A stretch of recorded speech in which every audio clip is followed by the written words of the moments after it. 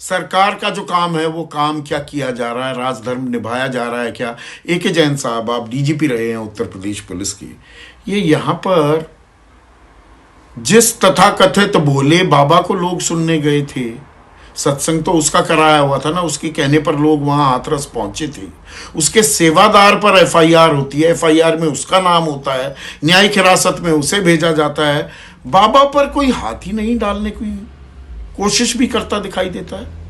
क्या कानून ये ऐसा ही कहता है? यही कानून है हमारा?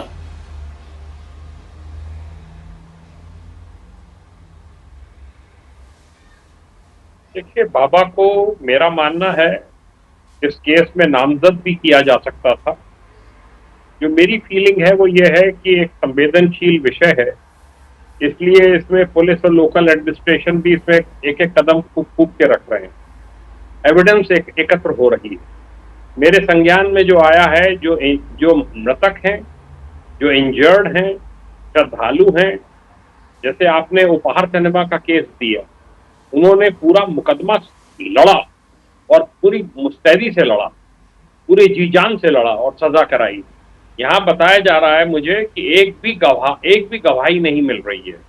पुलिस कर्मियों ने गवाही दी है, प्रशासन के लोगों ने गवाही दी है बाबा के खिलाफ, इनमें से किसी ने गवाही नहीं दी।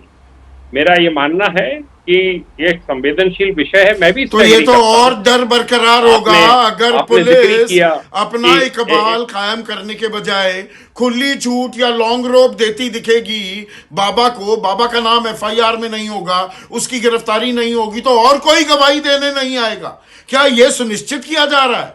ये तो और हृदय विदारक हो जाता है जैन साहब। नहीं, मेरा ये मानना है इस तथाकथित बाबा के खिलाफ कार्रवाई होगी।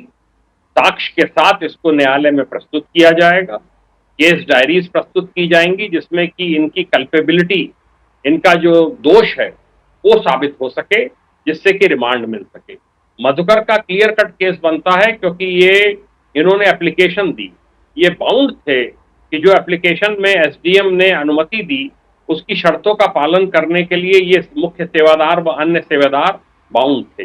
ये जो बाबा है ये वहां पर ऑर्गेनाइजर्स में नहीं था, ये तो मुख्य वक्ता था, ये चीफ गेस्ट के रूप में आया। जो इसका कंडक्ट है उसकी पूरे देश में भड़कना हो रही है। जो गाड़ी इनकी लाई गई उसी से भगदड़ मची, जो ये बीच में फरार हो गए, मोबाइल स्विच ऑफ कर लिया, हर कोई इसको नोट कर रहा है और मैं समझता हूं ये सब साक्ष्य इसके खिलाफ जाएगा। अपनी प्राइवेट आर्मी लेकर चलता है ये बाबा। ए के जैन साहब, कोई गुलाबी सेना है, 50-50 महिलाओं की टुकड़ी है, एक ब्लैक कैट कमांडोज की तरह काले वस्त्र पहने हुए 25-25 लोग हैं, एक ब्राउन ड्रेस पहने हुए 20-20 लोग हैं।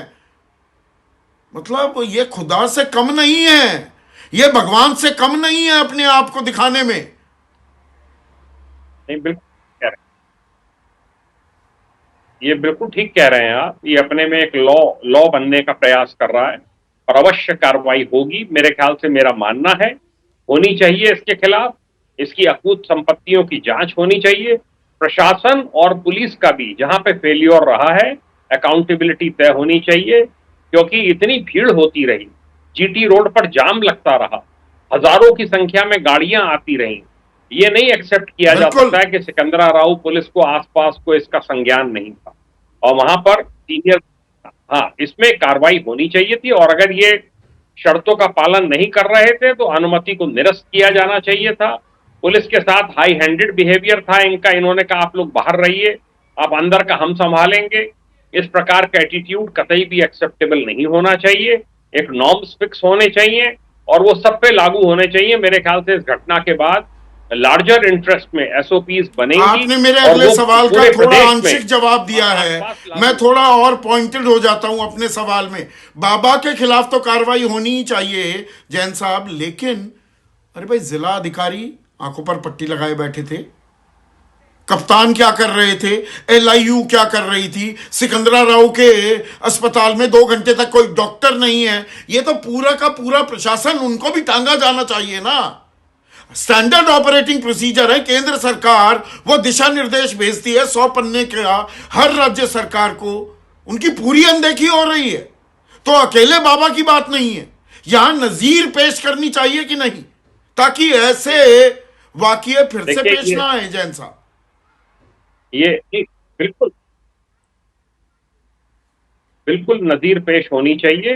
वैसे मैं एक बता दूं आपको कि इसके लिए फायर ब्रिगेड है, जो भी व्यवस्थाएं वहां पर हो, उस सब का पेमेंट बाबा को करना चाहिए। एम्बुलेंस हो, डॉक्टर्स हो, उनको खुद व्यवस्था करनी चाहिए, क्योंकि वो इससे पैसा पैसा पैसा कमा रहे हैं।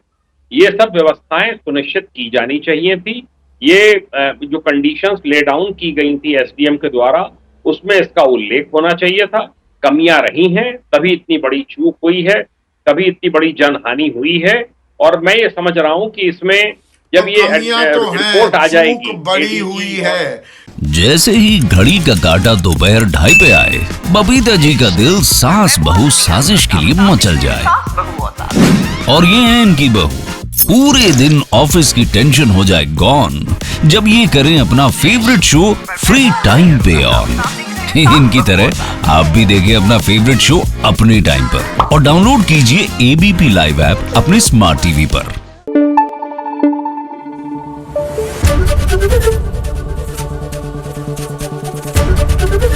एबीपी न्यूज आपको रखे आगे।